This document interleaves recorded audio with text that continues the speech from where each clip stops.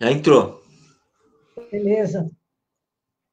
Bom, pessoal, estamos aqui para fazer um balanço. Enfim, a República sofreu um abalo sísmico hoje, essa madrugada e até agora, né? Quer dizer, sofreu um abalo sísmico que foi representado pela demissão do Valeixo, do superintendente da Polícia Federal, e hoje o troco do Bolsonaro. A gente acabou de assistir o pronunciamento do Bolsonaro comentando essa demissão. E as coisas que ele falou foram Moro, né? gravíssimas. Desculpa, o Moro. E as coisas que o Moro falou foram gravíssimas, né? Então, eu acho que a gente poderia já começar apontando algumas das acusações que o Moro fez ao Bolsonaro e que justificaram, do ponto de vista dele, a demissão que acabou de acontecer. Eu acho que a gente, além de pontuar isso, acho que é muito importante que a gente pontue também que o Moro saiu claramente como candidato. Ele sai do governo e entra e se torna candidato. Quando ele diz que ele continuará à disposição do Brasil, do país, para o que for necessário, claramente ele estava dando um recado: olha, estarei aqui para a disputa presidencial. E não precisamos ir longe, a gente sabe muito bem que o Moro é o candidato dos sonhos da TV Globo. Quer dizer, a TV Globo que estava ali tentando se haver com O Vinícius já está. a candidatura do Luciano Huck. O Vinícius está entrando agora. Agora, oi, querido, penteou o cabelo. Bom, pessoal, vamos entrar, então, todo mundo. Estou aqui fazendo uma apresentação inicial para a gente, então, abrir os nossos debates, tá? Então, ele sai do governo e se torna o candidato dos sonhos da TV Globo, que agora não vai mais precisar lançar mão da candidatura aventureira do Luciano Huck. Quer dizer, já tem um cara que tem uma popularidade gigantesca e que é um homem conhecido do Brasil todo. Então, vamos então começar. Nós estamos aqui com o Emílio Rodrigues, com o Vinícius Souza, eu sou a Laura, e nós estamos então fazendo a primeira avaliação desta coletiva, ou desse pronunciamento do ex-ministro Sérgio Moro. Então, vamos começar, Emílio? Você podia começar pontuando um pouquinho dos ataques que o Moro fez ao Bolsonaro. Mas antes de falar dos ataques, vamos falar sobre uma outra coisa que justifica a ação do Moro. A única pesquisa que nós temos que mostra popularidade é a pesquisa Atlas Político. Desde a posse do presidente, eu agora não vou me lembrar o número exato, mas ele caiu de alguma coisa como 60% para 44%. Então, ele já vinha perdendo capital político. Saíram notas na imprensa que o Moro já estava estudando pesquisas, entendeu? Já se preparando para ser candidato. Então, só para reforçar um pouco o que a Laura falou, né? Então, obviamente, a própria fala do Moro, o começo dela, quando ele lembra a pandemia e que ele não queria fazer esse gesto na crise, a pandemia sinaliza o quê? Uma perda de popularidade do Jair Bolsonaro. Então, obviamente, ele já está nesse cenário, vendo um pouquinho como que o Jair Bolsonaro está perdendo apoio, e não vamos nos esquecer de alguns fatos que ocorreram essa semana, viu, Laura? Que são importantes, parecem desconexos. Primeiro, a nota de apoio da Lava Jato em defesa da democracia. Não que eu concorde com a Lava Jato, mas só para sinalizar o cenário. Que ali foi uma crítica ao Bolsonaro. Pela primeira vez, os lavajatistas já antevendo a saída do Moro, na minha opinião. Certo? Um outro ponto também importante foram os ataques que o gabinete do ódio fez na internet ao Moro essa semana. Entendeu? Já sinalizando essa decisão política do presidente Jair Bolsonaro, que, como todo mundo sabe, quer, em primeiro lugar, garantir a presidência em 2022. Então, ele só está além do poder. Ele não está preocupado com o Brasil, com a pandemia, com nada. Só está preocupado com o poder dele. Então, por isso, na minha avaliação, tudo isso já foi preparado, de certa forma, nas redes. Não sobrou muita coisa para o Moro, a não ser pedir admissão. Eu vou passar um pouco para o Vinícius, depois eu volto para falar um pouco da narrativa dele. Eu acho... Certo, Laura? Tá bom, tá ótimo. Vai lá, Vinícius, quais são as suas impressões? Bom dia, pessoal.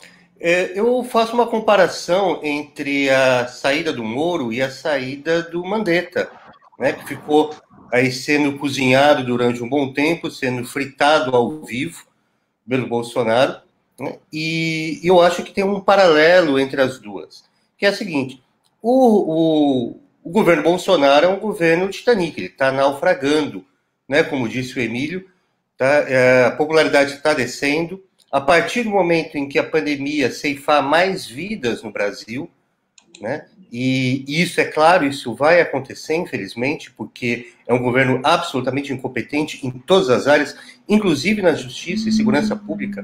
Apesar do Moro ter dito a quantidade de besteira que ele disse, a PF não fez nada, né? O Ministério da Justiça não fez nada, tem uma série de processos que foram parados, inclusive a Lava Jato, inclusive processos de corrupção. A questão é que o Mandetta saiu comemorando a saída dele, né, porque ele foi demitido, tá certo? Tudo o que o Moro queria era ser demitido pelo Bolsonaro, para não sair com essa pecha de eu abandonei o Brasil, né, entre aspas. Eu abandonei a luta pela corrupção, eu abandonei no momento de pandemia, no momento que o governo mais precisava de mim, né, eu abandonei o governo.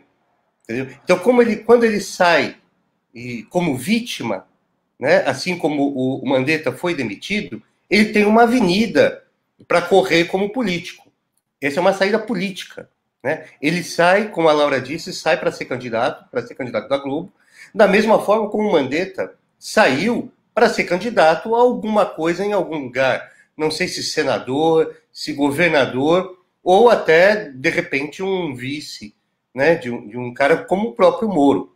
Então, ele prepara a sua saída com uma visão política. Resta saber se o apoio da Globo, né, será suficiente para mantê-lo sob os holofotes nos próximos 2 anos, né, até a campanha eleitoral, se ele vai conseguir manter essa fachada, essa mentira de luta contra a corrupção, né, que a própria Globo, a Veja e outros inventaram, né, durante esse tempo todo, ou não, né, ou se ele vai, como outros personagens, vai sumir, tá certo? Como o Bibiano sumiu, por exemplo, né, como outras pessoas que já caíram do governo sumiram. Essa que é a questão. O que é que vai ficar daqui para frente? Acabou de entrar aqui o nosso querido Márcio Anastácio, que é do Rio de Janeiro, e nós vamos continuar assim que ele voltar. A gente... Oi, Márcio, como vai? Tudo bem? Bom, pessoal, eu acho muito importante a gente explicar por que o Bolsonaro fez tudo que fez, né? Quer dizer, ele deu uma cartada feroz, o próprio... colocou nessa despedida, ele disse, né, que vai começar foi aberto. Foi surpreendente até... Então, eu queria falar que por que o Bolsonaro foi incisiva. É importante a gente pontuar, esse foi um... Tudo bem aí? Bom, então, voltando. Por que o Bolsonaro fez a aposta de mandar a demissão do Valeixo ser publicada no Diário Oficial? Inclusive, o Moro fez questão de dizer que não assinou a demissão do Valeixo, sendo que a assinatura dele consta no Diário Oficial como tendo sido a demissão assinada pelo Moro e pelo presidente da República.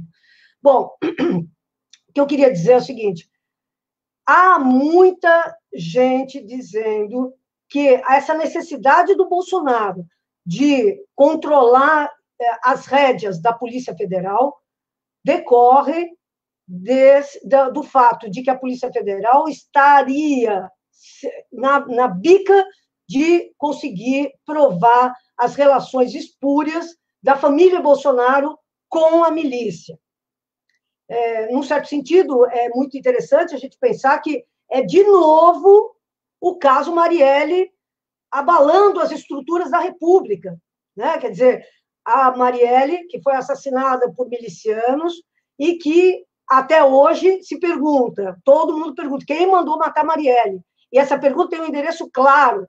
Essa pergunta é endereçada sempre para a família Bolsonaro. Então, hoje, nós estamos vendo o espectro da Marielle assustando a República novamente, né? Quem mandou matar Marielle? E parece que a Polícia Federal e que os quadros internos da Polícia Federal já teriam condições de relacionar num vínculo causal mesmo a família Bolsonaro com o assassinato da Marielle e as milícias. Então, eu acho muito importante, porque o Moro, a acusação que ele fez de que o Bolsonaro pretende politizar a Polícia Federal para tirar dela a autonomia para proceder às suas investigações, eu acho essa acusação importantíssima. E fica mais importante ainda quando a gente vê que, paradoxalmente,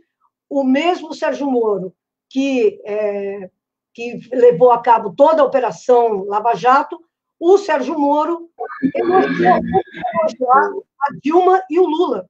Né? Por quê? Porque ambos jamais interferiram nas investigações da Lava Jato, da Polícia Federal. Então, é muito interessante que o Moro, que começou falando do grande mérito dele por ter levado a cabo a prisão do presidente Lula, ele é obrigado a reconhecer que a Lava Jato pôde funcionar porque Lula e Dilma garantiram autonomia para a Polícia Federal. Então, eu acho importante pontuar isso, quer dizer, Bolsonaro precisa da Polícia Federal absolutamente fechada com ele, e para isso ele não vai hesitar, ele vai demitir, ele vai fazer o que for necessário para transformar a Polícia Federal numa correia de transmissão das milícias, da família Bolsonaro. É isso que nós estamos vendo, a transformação da Polícia Federal, que já foi uma polícia que começou, que tinha orgulho da sua integridade e tal, ela se confundindo com os ideais da milícia bolsonarista, integrando esse governo, que é um governo marcado pela presença e pela triste presença das milícias no poder. Então, é isso. Queria ver quem é que gostaria de dar mais um pitaco aqui em relação a essa avaliação. Posso falar, mas acho que seria, se o Márcio quiser, ele não falou. Vai lá, Márcio.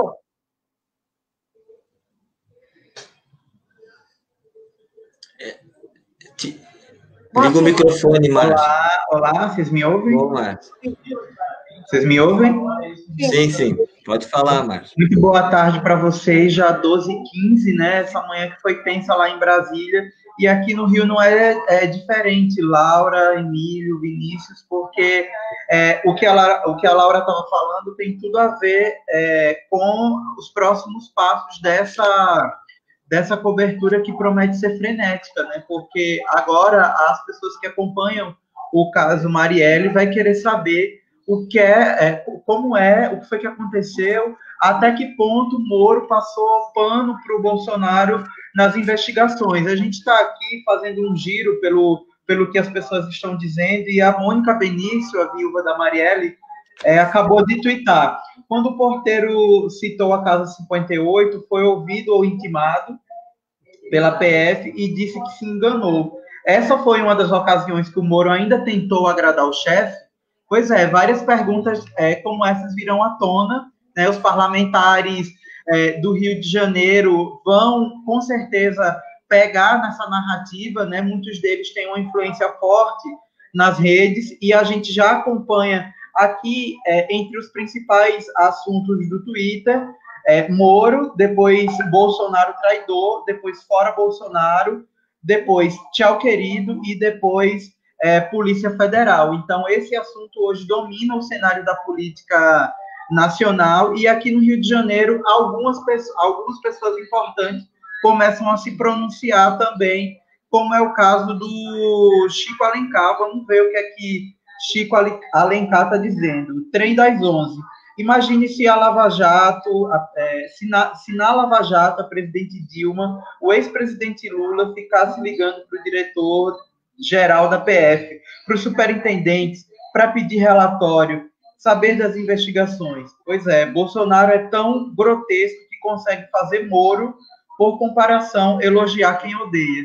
Pois é, então, assim, aqui no Rio de Janeiro, caros companheiros aí dos jornalistas livres, que estão em várias cidades do Brasil, por aqui parece que as figuras públicas estão muito à vontade hoje para poder colocar essa narrativa e questionar até que ponto o Moro tentou agradar o Bolsonaro nessas investigações, que parece que tem tudo a ver com esse desconforto, na verdade, né, do Bolsonaro não ter um fechamento na Polícia Federal, até que ponto o Moro tentou agradar Bolsonaro, entregando relatórios ou falando sobre as investigações do caso Marielle.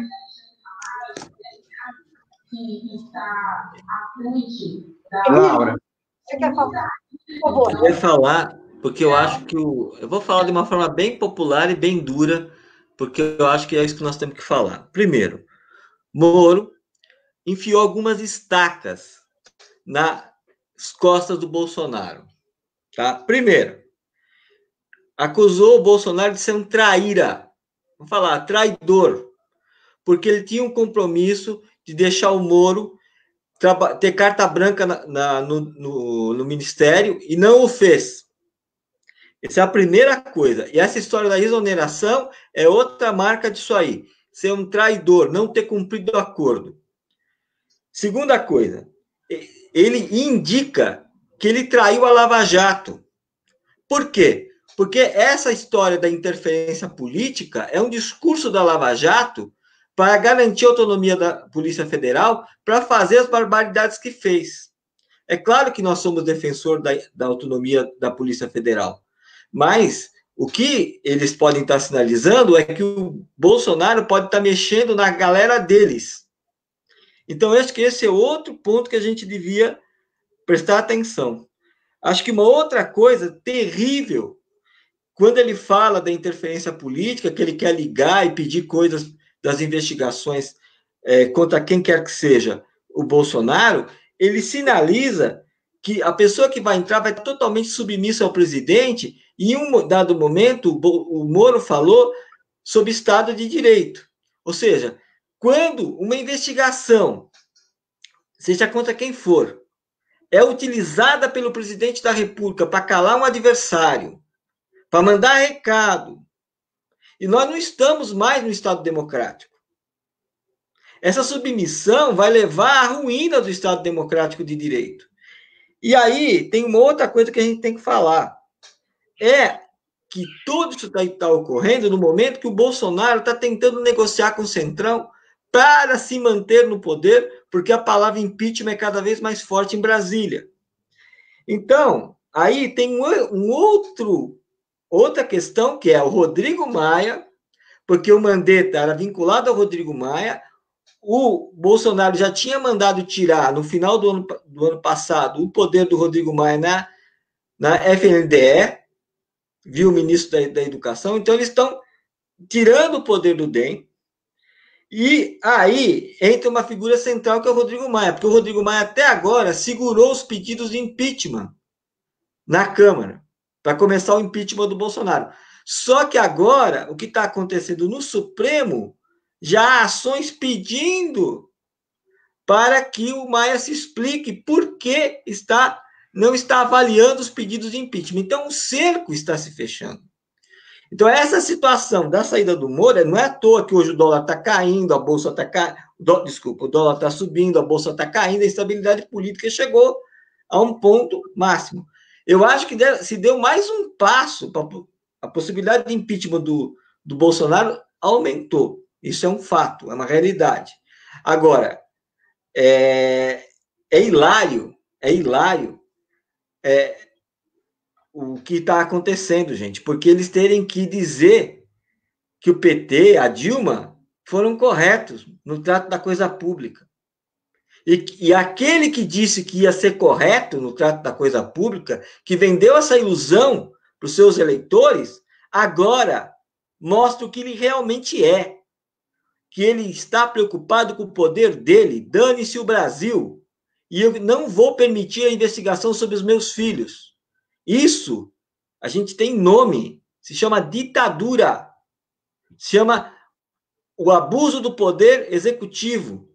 E nós não podemos tolerar isso, porque hoje é contra alguém, amanhã pode ser contra qualquer um de nós, porque o cara vai ter todas as capivaras das pessoas e pode ameaçar quem quiser. Nós vamos virar uma república policialesca. Essa é a real do que está acontecendo. Eu paro por aqui, Laura, e passo para os outros companheiros também comentarem. Desculpa se eu me exacerbei. Vai lá, Vinícius. Então, eu acho que o Emílio está correto, mas eu queria fazer só um contraponto, ainda puxando novamente a questão da Marielle. Existem duas, pelo menos, investigações sobre a questão da Marielle. Uma delas estava sendo feita pela Polícia Militar, pela Secretaria de Segurança Pública do Rio de Janeiro. Marielle foi assassinada quando você tinha uma intervenção federal no Rio de Janeiro. O interventor do governo Temer, do governo golpista do Temer, era exatamente o Braga Neto.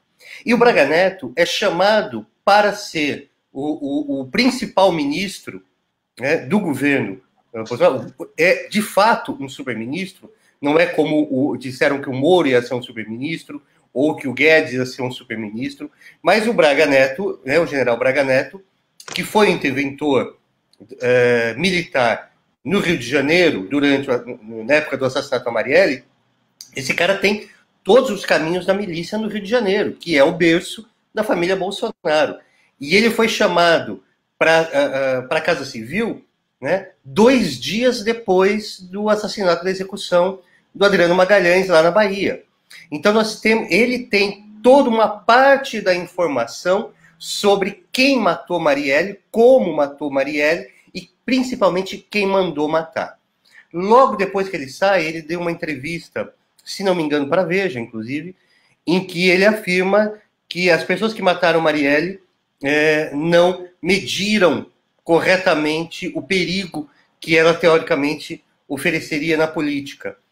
Mas depois ele desviou e não disse sobre quem ele está falando. O fato é que tem gente, e talvez o próprio Braga Neto, talvez não com as provas todas para jogar em cima da mesa, mas sabe, tem as notícias de bastidores, tem os boatos, tem as confissões feitas por baixo do pano, para saber quem é que mandou matar a Marielle. E, obviamente, a família Bolsonaro está envolvida nisso, de uma forma ou de outra. Resta saber qual é o grau de comprometimento da família, qual é se é diretamente envolvida, mas pelo menos marginalmente está envolvida nessa história. E quando o Bolsonaro chama Braga Neto para ser o ministro forte, e ele assumiu, assumiu inclusive as coletivas de imprensa, fez anteontem essa coletiva falando sobre economia sem o Guedes, que deve ser o próximo a cair. O que acontece, e nesse caso o Emílio está certo, nós estamos vivendo efetivamente um estado de exceção, isso já faz bastante tempo, desde um golpe, sem um crime de responsabilidade da Dilma, e estamos vivendo um estado de exceção dentro da justiça desde o julgamento do Zé Dirceu, lá no Mensalão, quando a Rosa Weber, assessorada pelo Sérgio Moro, fez aquele voto em que ela dizia que não tinha provas para condenar o José Dirceu, mas a literatura jurídica permitia que ela condenasse um réu mesmo sem provas. Então, desde lá, a gente vem tendo a justiça destruída, o Estado de Direito destruído, e isso vai avançando, até o momento que nós estamos agora de um perigo real, a meu ver, de uma ditadura militar. Então, eu acho que a aposta política do Bolsonaro talvez não seja as urnas em 22, né? Inclusive porque ele acabou de colocar um candidato forte dentro do campo dele, dentro do campo da direita, contra ele. Então, talvez a possibilidade de continuação política do bolsonarismo no Brasil não seja por meio de eleições. Queria ir na mesma linha que o Vinícius. Também acho que nós não estamos falando de um democrata. O Bolsonaro não é um cara que se vincule a essa tradição da democracia. Pelo contrário, ele sempre deixou muito claro que o propósito dele era atacar, de qualquer forma, as instituições democráticas. Defendeu a ditadura, defendeu a tortura, defendeu tudo isso. Mas o que eu acho muito importante a gente entender nesse momento, e concordando com o que o Vinícius disse, é que nós estamos vendo o governo ser tomado, cada um dos cargos, cada uma pelos militares. E essa entrada do Braga Neto, como bem pontuou o Vinícius, o cara que era o responsável pela intervenção militar no Rio de Janeiro, na época do assassinato da Marielle, eu acho que diz muito mesmo. Eu só queria lembrar vocês do seguinte, o caso Marielle é um caso que, obviamente, não foi resolvido porque não se quis resolver até agora. Não se quis fazer todas as conexões necessárias para que se chegasse aos mandantes do crime. Não se quis fazer. Por quê? Por que eu estou dizendo isso? Porque hoje em dia, qualquer pessoa é monitorada 24 horas por dia. O Rio de Janeiro tem alguns dos equipamentos de segurança mais sofisticados do mundo, porque foi obrigado a instalar esses equipamentos de segurança para a realização das Olimpíadas, para a realização dos mega-eventos. Isso aí, desde o atentado em Munique, contra as Olimpíadas de Munique, desde então, Olimpíada é um negócio que é sinônimo de Estado policial. E não foi diferente aqui no Rio de Janeiro. Portanto, todo o trajeto daquele carro, antes, durante, depois do assassinato, para onde foi, para onde ficou, tudo isso é absolutamente conhecido por quem está manejando essas informações e esse hub de informações sobre os cidadãos brasileiros, sobre os cidadãos do Rio de Janeiro. Então, o Braga Neto é um fiador do Bolsonaro. Quer dizer, ele estando lá, é a certeza de que o Bolsonaro vai avançar o quanto o Braga Neto permitir, o quanto os militares permitirem. E até agora, o que nós estamos vendo é o seguinte, que os militares estão dando toda a linha de como é que será a formação do governo. E eu acho também que o Sérgio Moro pode estar muito assanhado com a ideia de sair do governo para virar candidato. Eu só queria lembrar a todo mundo que, em 1964, a Globo apoiou o golpe, o Lacerda apoiou o golpe, o Adhemar de Barros apoiou o golpe, todo mundo apoiou o golpe. E, em 1968, todos eles perderam tudo. Quer dizer, todos eles foram condenados ao ostracismo absoluto. E, simplesmente, 65 era para ter eleições, não teve. O Lacerda, que era o grande vencedor, hoje, o Lacerda de hoje atende pelo nome de Sérgio Moro. Pode ser que ele seja atropelado pelas circunstâncias dos militares empolgados com o poder que eles readquiriram. Então, eu concordo com o Vinícius, acho que nós estamos, hoje, diante de uma bifurcação no Brasil. Quer dizer, hoje existe claramente na mesa a perspectiva de instalação de um Estado policial militar. É isso que está hoje, instalação aberta, sem mediações, sem gente para pegar e ficar perturbando o andamento da situação. Então, eu acho que a gente tem que... Espera só um minutinho que tem aqui... Pronto. A gente tem que observar a situação política hoje com muita atenção. Nós não estamos diante de uma disputa de projetos democráticos. Nós estamos diante de um projeto autoritário que está se implantando no Brasil com o apoio total. Vamos lembrar que o Bolsonaro ele não tem sequer um partido. Ele não tem um partido. Quem apoia o Bolsonaro não é o partido. Também, vamos ser realistas, também não é o Roberto Jefferson.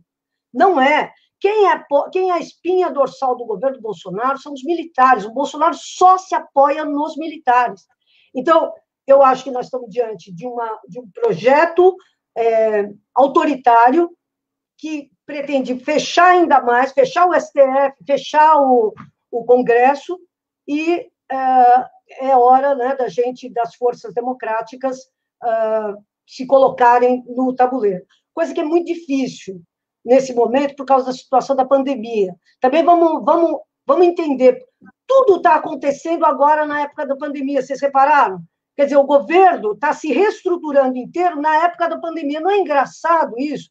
Isso aí, a meu ver, tem a ver com a doutrina do choque, que é aquela coisa, entendeu? É um acontecimento terrível, espetacular, fica todo mundo assustadíssimo, e enquanto isso eles vão mexendo tudo. Eles vão, vamos lembrar, o World Trade Center, foi exatamente isso que aconteceu, quer dizer, de repente teve os atos patriotas, teve tudo, né? Quer dizer, teve todos os ataques à democracia nos Estados Unidos aconteceram logo na sequência do World Trade Center. Eu acho que nós estamos hoje diante de exatamente a mesma coisa. O Bolsonaro não está agindo na loucura, não está agindo inopinadamente, não está agindo intempestivamente, ele está agindo com método. E qual é o método dele? Aproveitar esse choque para reestruturar totalmente o governo. E é isso que ele está fazendo. Nos próximos dias, eu imagino, o Paulo Guedes deve cair também, e aí a gente vai ter essa situação em que os militares ficarão aqui, as forças democráticas ficarão ali, e nós veremos o Lacerda, o que acontecerá com o Lacerda no momento, que é o Sérgio Moro. Acho que é isso, gente. Quem gostaria de falar agora? Márcio. Vamos lá, Márcio. Laura e demais companheiros, o governador do Rio de Janeiro, Wilson Witzel, acaba de twittar que ficaria honrado com a presença em seu governo. Ele falou para o Moro no Twitter que ficaria honrado com a presença dele no governo, porque lá Moro teria carta branca. Tweetou o governador do Rio de Janeiro, Wilson Witzel, que é presidenciável, né, já declarou que quer disputar as eleições, e isso daí todo mundo no Rio de Janeiro sabe que ele está, nesse momento, se colocando como uma alternativa ao Bolsonaro, né, nas eleições de 2022. Ele fala aqui no Twitter que Moro pode ir para o governo dele, ou seja, para o governo do Rio de Janeiro, que aqui ele teria carta branca. Laura, os parlamentares do Rio de Janeiro também se expressam nesse momento através do Twitter. A deputada federal Talíria Petroni fala em guerra de facções em guerra, e fala também que fica explícito mais uma vez crimes de responsabilidade do presidente da República. A Jandira Fegali, deputada federal Jandira Fegali, do PCdoB, fala também que Moro não saiu, ele foi saído. E que fica a pergunta no ar: por que Bolsonaro queria mesmo demitir o diretor da PF? Não só você, mas Bolsonaro tem a obrigação de falar. Isso escreveu a deputada federal Jandira Fegali, aqui do Rio de Janeiro, do PCdoB do Rio de Janeiro. Com vocês. Vamos lá, pessoal. Eu queria fazer... Desculpa, só colocar um outro pé no que a Laura falou, né, que não é só os militares. Tem uma outra força armada que é muito importante nesse governo, que são as polícias militares estaduais, né? Então, nós tivemos agora um caso muito recente, né, no Ceará, né, nós tivemos um motim no Ceará. Então, tivemos policiais encapuzados dando 2 tiros no peito de um senador da República, né? Uma coisa que acabou, ninguém sabe o que aconteceu depois disso. não há investigação. Quer dizer, cadê o Ministério da Justiça para ver quem é que atirou no peito de um senador, quem deu 2 tiros no peito de um senador, tá certo? Numa capital federal. Tá? E aí, o governo federal mandou lá as tropas de apoio, teoricamente de apoio ao governador, a tropa nacional, mas essa tropa foi coordenada, foi chefiada pelo marido da Carla Zambelli, né, que é essa deputada de fake news, montada em fake news, como boa parte do PSL foi, né, como boa parte do bolsonarismo foi, né? Esse interventor, esse marido da Carla Zambelli, que foi na chefia da Força Nacional lá, né, ele casou com a Carla Zambelli e o padrinho de casamento dele era o Sérgio Moro. E ele chegou lá, ao invés de fazer uma crítica aos policiais amotinados, disse que esses policiais eram gigantes, né, que o Brasil deveria olhar para eles, eles eram o futuro do Brasil e coisas do tipo, elogios dessa magnitude. Né? Então, assim, tem que ver até que ponto os governadores, inclusive o Witzel, controlam as suas polícias estaduais. Eu lembro que o ano passado, em São Paulo, teve um outro evento de formatura de alguma coisa na Polícia Militar, em que estiveram presentes o presidente Bolsonaro e o governador de São Paulo, o Dória. E que o Dória foi vaiado, né? O Bolsonaro foi chamado de mito e tal, né? E, inclusive, teve uma foto muito importante nesse sentido, que era que o Bolsonaro com um menino no colo, fantasiado de policial armado e tudo mais, e a polícia de São Paulo, a PM de São Paulo, gritando mito, mito, mito, e vaiando o governador de São Paulo.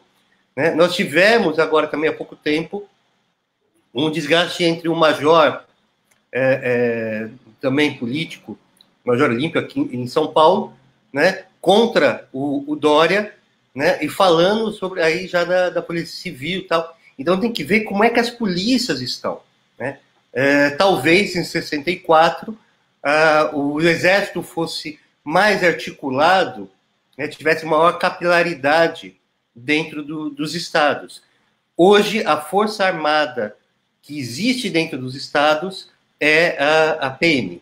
Né? E essa PM está influenciada pela milícia, com os esquadrões da morte, em todos os estados. Isso é uma coisa que a gente já sabe há muito tempo, tem matérias na Cara dos Amigos, antiga, e tudo isso, mostrando como isso funciona, né, já de muito tempo atrás, e essas milícias estão no poder federal, tá certo?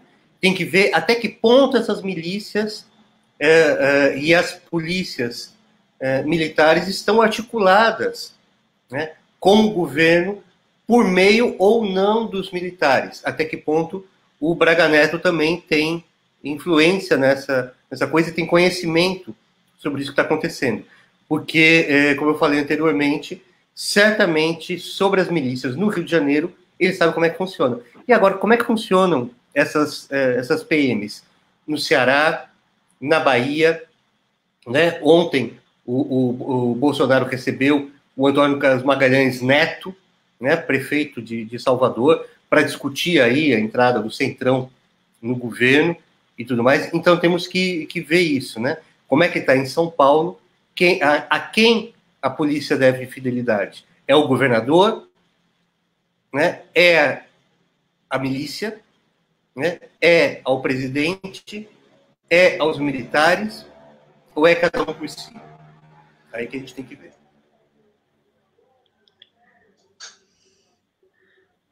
Posso falar, Laura? A Laura saiu. Bom, então eu vou tocar aqui que a Laura saiu. Gente, é o seguinte, tem tudo isso mesmo. Eu acho que nós estamos chegando ao momento de dar, vou usar a palavra aqui, polarização, que a situação está se colocando assim, ou saiu fora o Bolsonaro ou sai fora a democracia. E última, pelas falas de vocês, que eu concordo, no fundo é isso.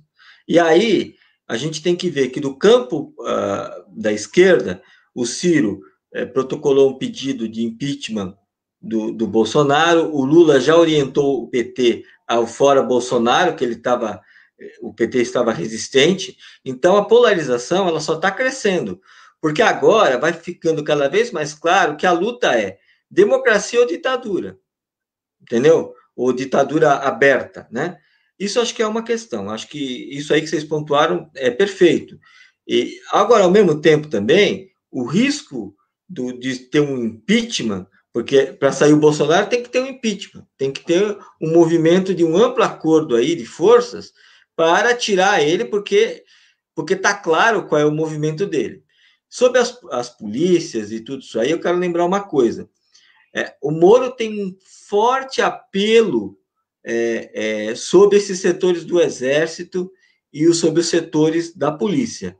E isso vem até no momento, não sei se, dos twitters lá dos generais, no caso da Lava Jato, para prender o Lula, certo? Então, essas relações elas são fortes lá de trás. Então, os militares deram declarações de que não vão interferir, não vão desrespeitar a ordem política, a Constituição. Isso é um outro ponto. Mas vamos ver se isso continua. Que o Bolsonaro está tentando se rearticular e tentar sobreviver, eu acho isso claro. Então, a questão é, se a esquerda, nesse momento, e as forças democráticas conseguem barrar o Bolsonaro de fato e até tirá-lo do poder. Porque agora um conflito que era inevitável, no meu ponto de vista, estava se criando condições para a saída do Bolsonaro pós-pandemia, é antecipado. E o próprio Moro disse isso, quando disse que ele não queria colocar uma crise política no meio da pandemia, certo? Então, tem todas essas interfaces que aí a gente tem que ver como é que a saída do Moro repercute entre os grupos bolsonaristas, porque vai rachando cada vez mais eles. Isso eu acho que é uma questão. Eu concordo plenamente que o perigo de uma militarização, de uma ditadura aberta é cada vez maior. Isso aí é evidente. E que eu acho que agora vai ter que se alinhar uma outra força para se contrapor ao Bolsonaro, não a saída. E que todas as pessoas têm que ter um pouco a dimensão do que está em jogo. Eu sempre tenho falado, reprisado, que a democracia é a questão central hoje no Brasil. Ou a gente salvaguardar as instituições democráticas, porque senão a situação vai se degringolar. O que eu avalio, aí eu concordo com os companheiros, é a necessidade de cada vez mais as forças populares se unirem nesse momento, esquecerem suas divergências, para que a gente salve uma conquista de uma geração que foi à rua, que fez a campanha das diretas. Que a gente salve essas conquistas. E que, senão, nós vamos pagar um preço de um período muito escuro, e como a Laura bem lembrou, pensavam que a ditadura militar era por poucos anos e a gente viveu 21 anos. Eu acho que o Brasil não merece isso. O Brasil, o povo brasileiro, não merece isso. Então, eu acho que esse é o momento que a gente tem que preservar e lutar para preservar a democracia, que é o ponto central. Então, agora nós vamos ter que acompanhar um pouco os desdobramentos disso. Quem vai ser indicado para a Polícia Federal? Será a pessoa da ABIN? Que aí, se isso for isso, aí a situação vai se complicar, porque ele já tem acesso às informações sigilosas. Então, é todo um debate que eu acho que nós vamos ter que esperar um pouco para ver como é que o cenário vai se dar, quem que o Bolsonaro vai colocar, como que as forças políticas vão reagindo, porque ele está se enfraquecendo. Eu fico por aqui e passo a palavra para a Laura para que ela continue. Olha, eu acho que o Bolsonaro ele não é um político comum. Não é, eu acho que a gente tem que parar de pensar no Bolsonaro como um cara que faz parte do jogo democrático. Ele não faz parte do jogo democrático, ele não integra o jogo democrático. Portanto, ficar numa situação minoritária... Você vê que o Bolsonaro ele fala para aquele bando de fanáticos dele, que é o tal do gado do Bolsonaro. Ele fala para essas pessoas, ele está querendo coesionar um núcleo duro que fecha com ele acima de qualquer coisa. Hoje estava circulando um card, desde ontem, aliás, circulando um card falando que na Austrália o Moro já é um comunista, porque a Austrália vem tudo antes por causa do fuso horário. É isso, quer dizer, o Dória é comunista, todo mundo é comunista, né, para esse gado bolsonarista.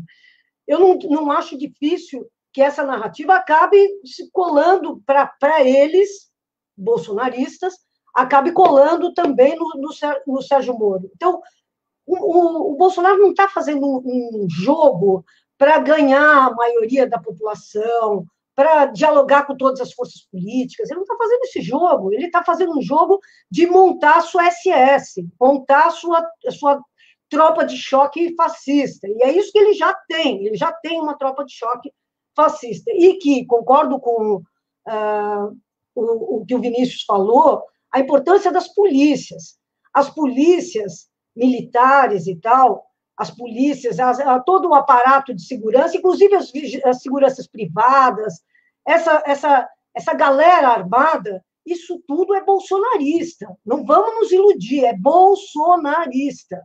Eles adoram a ideia da arminha, eles adoram a ideia do porte de armas para todo mundo, eles adoram essa ideia. Então, não vamos nos iludir, não vai ter, essa turma é fechada com o Bolsonaro, continuará fechada com o Bolsonaro, vai morrer com o Bolsonaro, abraçada ao Bolsonaro. Acho que o grande problema para a gente é pegar e tentar ver como que essa tal dessa frente democrática contra o Bolsonaro, como é que ela se constitui. E eu digo para vocês que eu acho que é extremamente difícil que ela se constitua. Por quê? Porque a gente pode, um bom setor da burguesia tem nojinho do Bolsonaro, porque o Bolsonaro é grosso, é torturador, tudo isso, mas está fechadíssimo com o programa econômico que ele e os militares estão chancelando, que é o quê? É o programa do neoliberalismo chocante. Não vamos nos iludir com aquele programa que o Braga Neto anunciou lá, porque isso aí não é nada, aliás. Ontem ele já veio se corrigir. Então, é o seguinte, eles aplicam o programa neoliberal. E vamos combinar, neoliberalismo é contraditório com a democracia. O neoliberalismo não pode se implantar com democracia. Por quê? Porque a hora que você joga na miséria milhões de pessoas, é natural que se levante situações de rebelião social. O Brasil já viveu isso. Portanto, é preciso uma força, não é a troco de nada que o país que mais levou o programa neoliberal até o limite do possível foi o Chile sob Pinochet, porque a ditadura combina com o neoliberalismo, a ditadura combina com isso, a democracia não combina. Porque se as pessoas tiverem a oportunidade de dar o troco, elas darão na próxima eleição, que é o que aconteceu na Argentina. Né? O que aconteceu na Argentina? O povo argentino, depois de uma experiência desastrosa do Macri, votou no peronismo. Então, o neoliberalismo precisa de governos fortes. E eu duvido que a burguesia vá entrar. Por que o Maia ainda não encaminhou o processo de impeachment? Por que ele ainda não apreciou? Por quê? Porque o Bolsonaro está fazendo tudo numa velocidade gigantesca, tudo o que os neoliberais estão tentando fazer há décadas. O Fernando Henrique já tentou fazer tudo isso e não conseguiu. Então, eles estão fazendo agora tudo aos borbotões, cada dia um susto e uma corrida. Vocês acham que a burguesia, a essa altura do campeonato, vai chegar e falar assim, gente, olha, nós temos apreço pela democracia? Não, não irá. Então, eu acho que a frente democrática, a tal da frente democrática, na verdade, é uma frente das forças populares. E eu acho que isso é uma distinção importantíssima, porque se a gente for esperar que o Rodrigo Maia venha para o nosso campo, gente, o Rodrigo Maia é mais neoliberal do que o Bolsonaro. O Rodrigo Maia, ele briga com o Bolsonaro porque ele acha que o Bolsonaro faz muita marola, que não poderia fazer tanta marola, mas o programa dele é privatizar tudo. E ele já declarou isso inúmeras vezes. Então, é o seguinte, como tudo, e eu acho que as pessoas que pensam que a economia é o substrato, né, apesar da gente gostar muito da disputa cultural, da disputa de narrativas, a gente gosta muito disso tudo, mas é a economia que manda. E, na economia, o Bolsonaro está fazendo o serviço que um monte de gente tentou, não conseguiu e que ele está fazendo. Então, portanto, eu acho que o projeto neoliberal casa muito bem, mas muito bem mesmo, com uma ditadura ancorada em militares doutrinados nos Estados Unidos. E é isso que nós temos, né? As escolas das Américas, aquela coisa toda. Então, acho que a gente tem que ver isso aí como não é uma ameaça, é uma ameaça que está agora já presente, não é que o Estado Democrático de Direito um dia, não, é agora, mas, infelizmente, não há de ser como foi na época do fim da ditadura militar, porque era fim da ditadura militar, com um monte de forças democráticas, o MDB, não há de ser com essas pessoas, há de ser com as forças populares, que estão organizadas em que partidos? No PDT, no PSB, no PT, no PSOL, enfim, são essas forças que, e vamos combinar, essas forças, diante de milhões de ataques que estavam sendo feitos naquele exato momento ao Lula, ao PT e tal, não sei o quê, o Haddad teve uma votação gigantesca.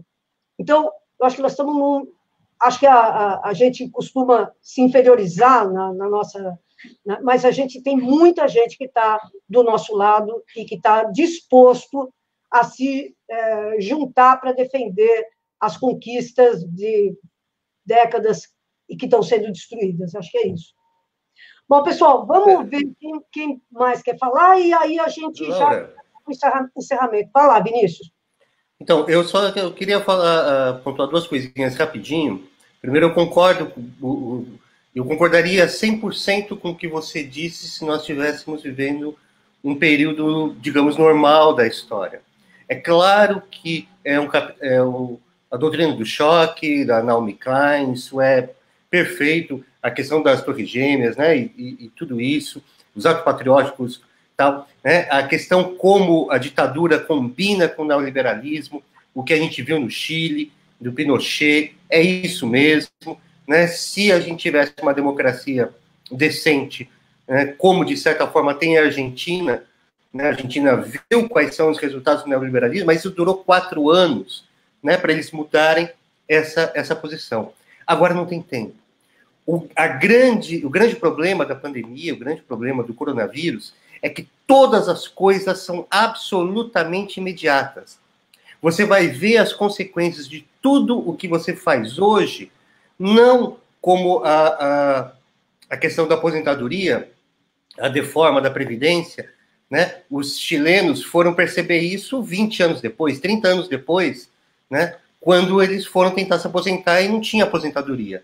A gente vai ver a questão da deforma da Previdência daqui a 20 anos, tá certo? O que é a PEC do teto dos gastos, né? A gente já está vendo, mas vai ver muito mais daqui a 10 anos. Agora, qualquer situação econômica que está sendo colocada agora, de neoliberalismo, em contramão de tudo que está sendo feito no mundo, em qualquer país, Estados Unidos, França, Inglaterra, Alemanha, em absolutamente todos os países, né?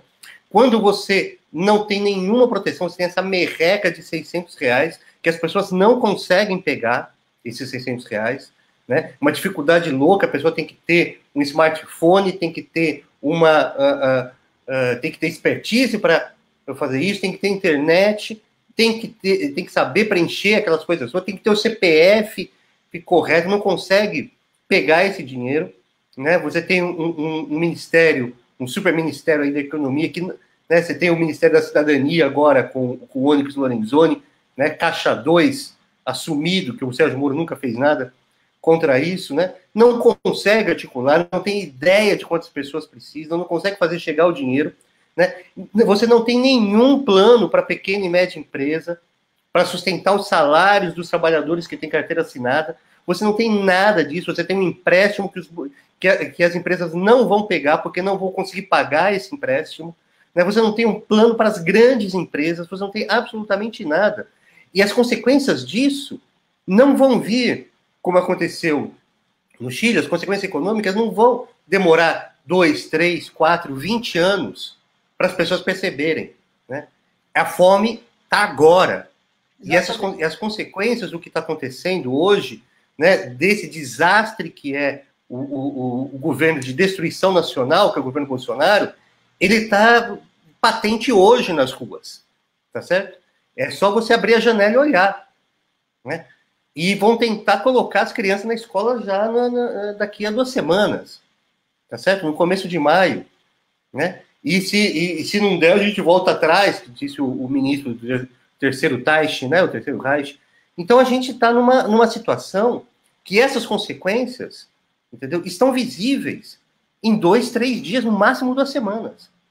Então, quando esses corpos começarem a se empilhar, e já estão se empilhando, né? Isso é terrível falar um negócio desse, quando a gente está falando de pessoas, né? E tratando essas pessoas como estatísticas, tá certo? Mas quando isso ficar patente, vai morrer muito PM, vai morrer muito familiar de PM, tá certo? Esses PMs vão matar as pessoas que moram com eles na periferia, vão matar os seus familiares, vão vir com essa força, entendeu? Existe alguma estrutura que mande esses caras reprimir saque em supermercado, saque em outros lugares? Como isso vai ser estruturado? Quem é que tem autoridade hoje para controlar uma coisa desse tipo? E se você não dá uma ajuda mínima para a pessoa que não tem uma carteira assinada, que não tem uma coisa, se você não dá para uma empresa pequena, média ou grande para sustentar o salário, se você não dá para o empresário continuar, como é que o neoliberalismo, né, essa elite idiota que a gente tem, essa elite vendilhona que a gente tem, como é que eles vão se sustentar? Vão vender para quem? Vão vender o que para quem aqui dentro? Tá certo? Então, é só realmente a elite que está no sistema financeiro, tá certo? Que tem dinheiro em dólar, porque é só esses que estão ganhando, entendeu? Alguém que tem alguma coisa em bolsa, né, ganhou muito ano passado, mas esse ano também. Agora, a economia real vai ser destroçada. Para quem é que o velho da van vai vender quinquilharia da China? Se é que vai conseguir importar quinquilharia da China, tá certo? Com dólar nesse preço. Para quem que o velho da van vai vender isso? Né? Para quem que o cara do Madeiro vai vender sanduíche? Quem é que vai sobrar com dinheiro para comprar sanduíche? Tá certo? De novo, os funcionários públicos estão aí com uma possibilidade grande. Assim, os funcionários públicos, né, a Caixa Econômica Federal, por exemplo, está querendo privatizar a Caixa Econômica Federal. Como é que você vai fazer esse pagamento muito ridículo que está sendo feito, né, mal feito, sem a Caixa Econômica Federal? Tá certo? Como é que você fala assim que os funcionários públicos são parasitas? Né? Como é que você ia cuidar disso? Ia montar hospital de campanha, você tem que botar médico lá? É tudo funcionário público. É tudo funcionário público. E os caras estão querendo ainda, tem lá uma PEC para você tirar até 25% do salário, ou 30% do salário de funcionário público. Quem é que vai fazer isso? Vai ter desobediência civil. Os funcionários públicos não vão compactuar com isso. E a minha pergunta é, até que ponto a milícia, a PM, vai compactuar com isso quando os seus parentes começarem a morrer de coronavírus, de Covid-19? Essa é a pergunta. Né? Então, existe essa possibilidade, é claro, nós temos, então, é um perigo terrível, a ditadura combina com o neoliberalismo, mas neste momento no mundo, eu não sei se é possível você implantar um neoliberalismo num país pobre e desigual como o Brasil, entendeu? Com as pessoas morrendo de fome, com as pessoas morrendo de bala e com as pessoas morrendo de Covid, que é uma coisa que não escolhe pobre. É claro que se você tem acesso a um hospital, a um Sírio-Libanês, a um Einstein e tal, você tem uma possibilidade maior de sair. você tem um respirador lá para você, o que é outro absurdo, né? Porque os leitos deveriam ser todos estatizados neste momento de pandemia, né? O Ministério da Saúde deveria requisitar todos os leitos dos hospitais particulares. Todo mundo é cidadão, todo mundo é brasileiro, entendeu? Não é porque o sujeito pode pagar que ele tem direito a um respirador para poder sobreviver e o outro que não pode pagar não tem, né? Somos todos brasileiros e isso é uma das conquistas da Constituição de 88, o SUS, né? E que nós temos que defender com unhas e dentes, né? O que restou desse estado de bem-estar social que não chegou a ser montado, mas que foi pelo menos imaginado. Obrigada, Vinícius. Bom, pessoal, nós acabamos de completar 1 hora de live. Eu acho que a gente já podia encaminhar para o fechamento. Claro que nós não fechamos nenhum diagnóstico, apontamos vários problemas, várias possibilidades, e acho que agora é a gente continuar na luta, mais do que nunca necessária, para pegar e visibilizar os movimentos sociais, tornar visíveis, até que um movimento possa entrar em contato com o outro. Acho muito importante esse papel que nós ocupamos de ser rede, né, de colocar, de um movimento social saber o que está acontecendo com o outro. Então, acho que a luta dos jornalistas livres é cada vez mais necessária, e se ninguém mais tiver nenhuma observação, eu queria encaminhar para o fechamento. Podemos ser? Pode ser? Vai lá, Márcio, fala aí. Gente, para agradecer aqui a participação, né, junto com vocês, e só para dar um panorama final aqui do que eu estava olhando no Twitter, muita gente comentando sobre a CPI da fake news, né? Tem o Alexandre Padilha falando sobre isso, o Freixo acabou de dizer que mandou uma solicitação pedindo a presença do Moro na CPI das fake news, e até o cantor e compositor Chico Buarque fala sobre esse assunto. Então, Laura, eu mandei uma mensagem para o Jean Willis, que falou para mim esses dias que estava com muita saudade de você. Então, se talvez ele me responder mais tarde, a gente pode entrar com o Jean Willis comentando sobre a saída do Moro e também sobre a CPI das fake news. Muito bom, Márcio, muito bom. Então, vamos. O Jean é um cara que a gente ama muito, e a gente fica muito triste de não tê-lo aqui nesse momento tão importante que o Brasil está passando. Mas eu tenho certeza que é melhor para ele. Então, nós estamos à disposição. A hora que for, é só chamar e a gente entra juntos, tá bom? Pessoal, muito obrigada ao Emílio, muito obrigada ao Vinícius, muito obrigada ao Márcio e a todos vocês que estiveram nos acompanhando aqui nessa live. Um grande abraço e a gente volta a qualquer momento em edição extraordinária. Tchau.